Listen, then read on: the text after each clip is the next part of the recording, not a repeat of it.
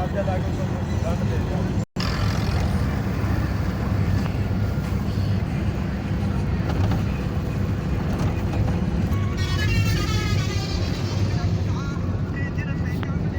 ਹਾਂਜੀ ਮੈਂ ਗਲਤ ਲਾਰਾ ਨਹੀਂ ਲਾਉਂਦਾ, ਇਸ ਕਰਕੇ ਬੰਦਾ ਫਿਰ ਮਿਲਣ ਜੋ ਕਰਦਾ